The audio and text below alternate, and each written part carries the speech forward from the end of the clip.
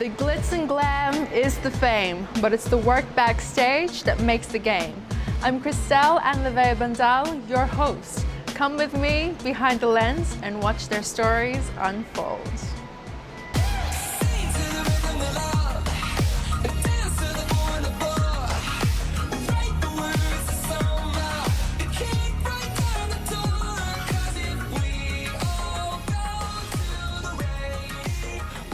Welcome back to Behind the Lens.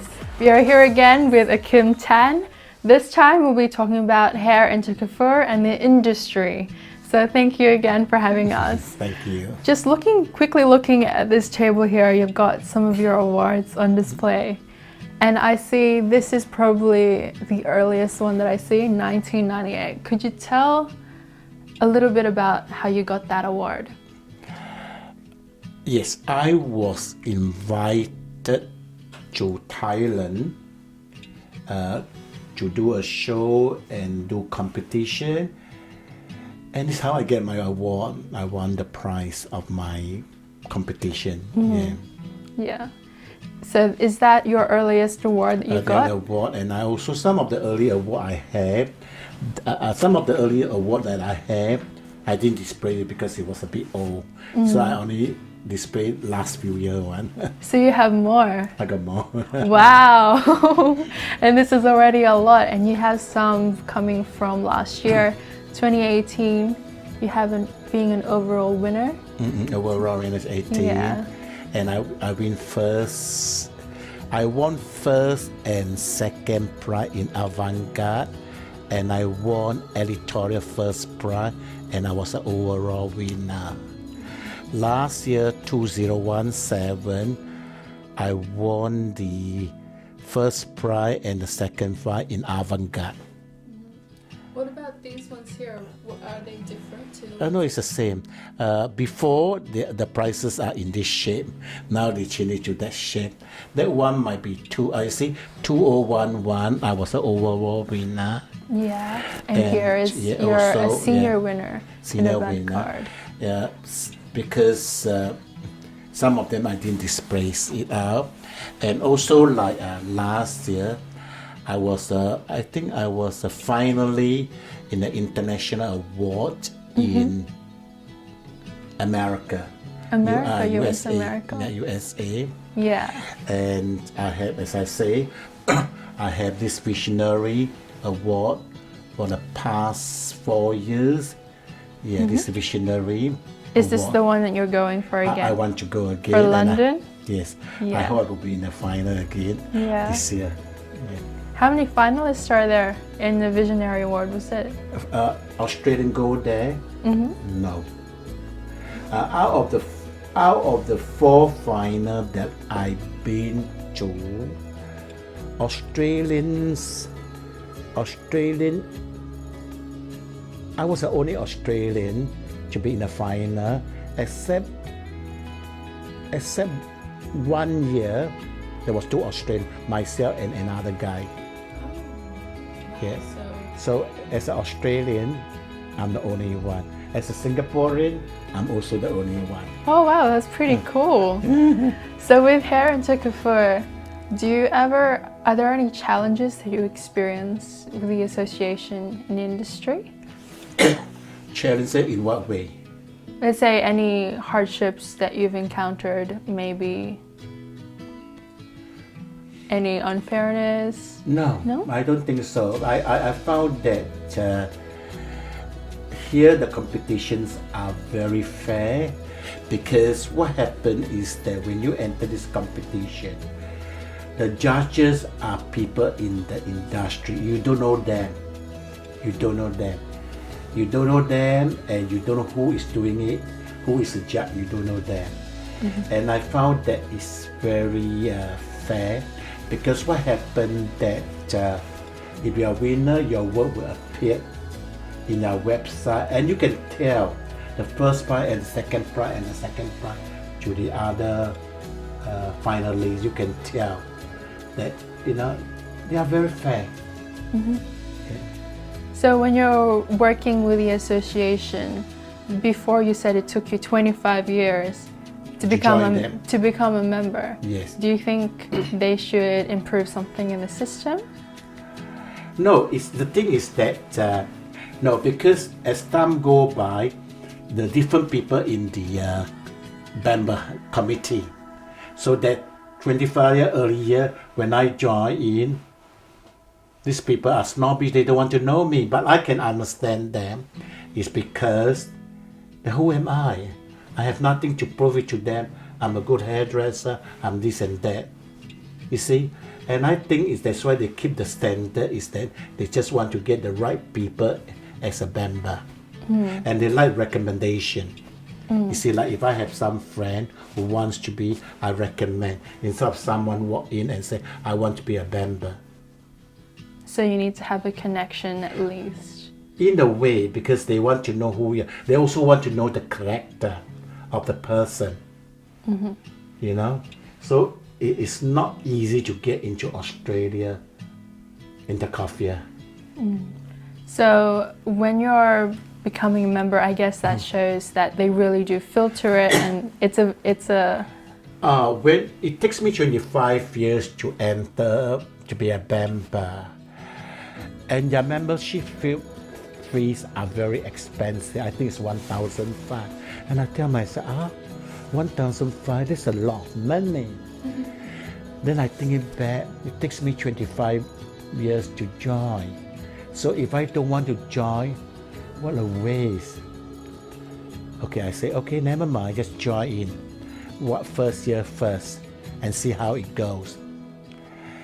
And when I join in first year, I feel that I learn a lot from them.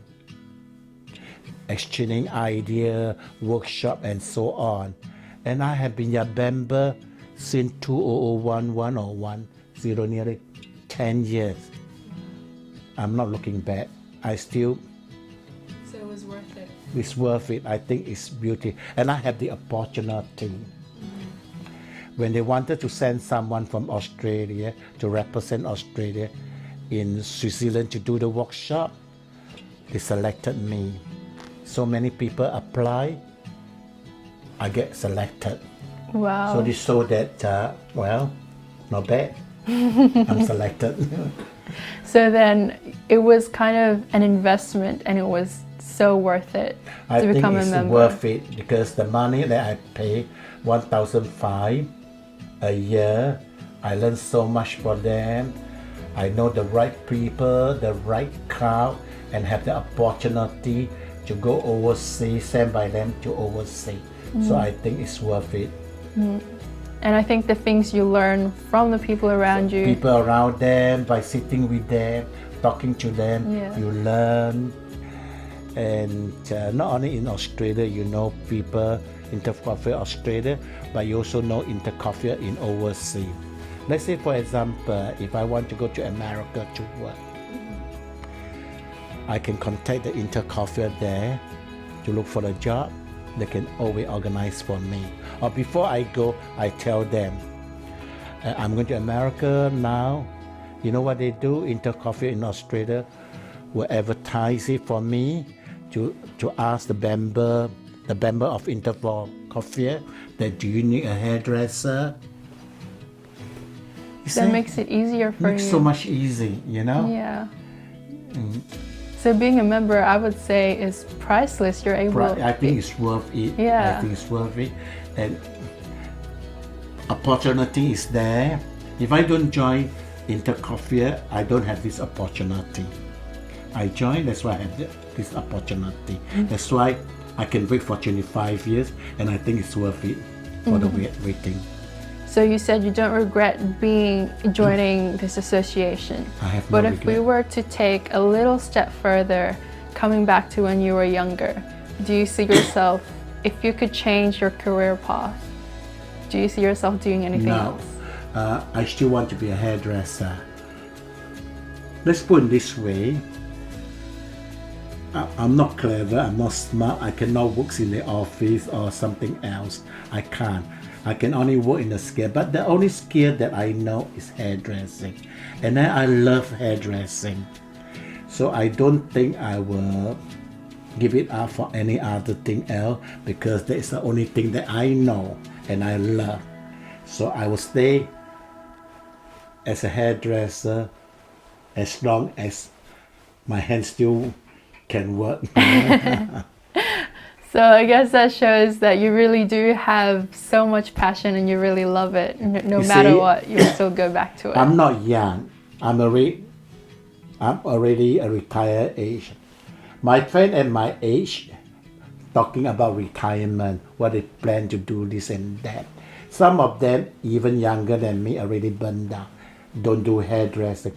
But I'm talking about at my age, I still talking about how to do it, this and that. I still have ambition like a young hairdresser. It's so much different. I never talk about retire. I don't want to do this thing, this job anymore. I never. I'm talking about next step. How am I going to do?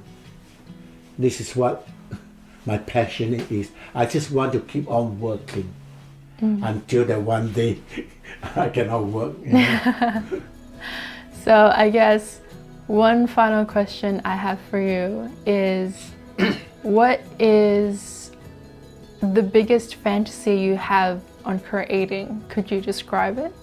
Can you repeat the question The again? biggest fantasy you have to create. Biggest fan, peacock actually. I really, because as I say that ever since before, I wanted to create a peacock star, and I have been thinking so much lately how to create a very big, with the headgear on the peacock, with the body and the dress and everything, all made of hair and peacock. So that is a big fantasy, and that is also, I can say that is what I want to do it all this year. So I want to do all my best. So, and I go all the way because in Australia I could not able to buy cinema fabric, you know, because it's not Melbourne Cup time, so they don't sell it. I do know that in Philippines there's a lot. I could not find it. So I go all the way to get people. I went to China lately to go and shop for them, because I want to do it big and loud, because I really like big and loud star. So I hope to that I can achieve what I want in my mind. Yeah. We will definitely be looking forward to seeing that. Yes, I only halfway through at the moment. Oh wow, you started already. I really started already halfway through, just to do the pattern, the body. I have at the moment I only do 200 of them. Wow. But I do it on my pace. I didn't do it every day, just 200 of them. And now I have to sew the wing and the body, all the together. dress, everything. I'm working on it now. Yeah. So once when this thing is done, hopefully by next week I can create the wing and so, and then I will start to sew it onto the wing, the pendant. It's simple, but you need to get it there. Yeah. That's good. I'm so excited for it. Yeah. And then once when I understand, I will sew it off. Sew it off. Thank you so much for Thank you so having much. us. We all learned so much from you. And we just have one final thing. You've got a book that you Oh, wanted to hand yes. over.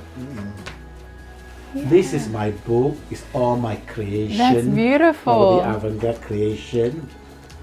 You know that I have it. Wow. All the creation.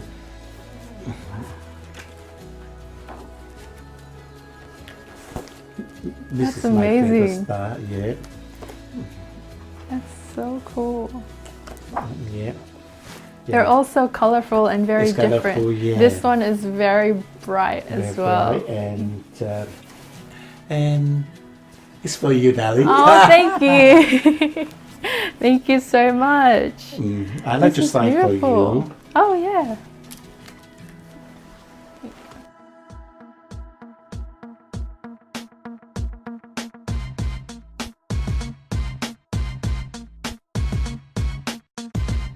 Thank you. And I Thank guess you. that goes to show that no matter what your passion is, you've got to keep working hard no matter Go how for long it, it don't takes. give it up. Never give up. If you want to do something, don't give up and do it well. Don't just do it well. You want to be a hairdresser, to be a best hairdresser. You want to be whatever it is, do your best. That is my advice. Thank you so much, and we'll see you guys next time. This is Behind the Lens. Thank you so much for watching. That wraps up our interview with AhKim Tan, an award-winning avant-garde hairstylist. He was even kind enough to gift me with one of his books, which has a kind little note that says, "Dearest Crystel, with my love, regards, AhKim Tan." Thank you so much for the kind words. And just to show you guys what you can see in the book, this is one of his favorite creations in this edition, and you can definitely see more of his other works, which are all amazing. And I guess from him we get to learn that passion takes a lot of patience and hard work, and no matter how hard it can get, no matter what challenges you will face, you have to keep moving forward. This is Behind the Lens, and we'll see you guys next time.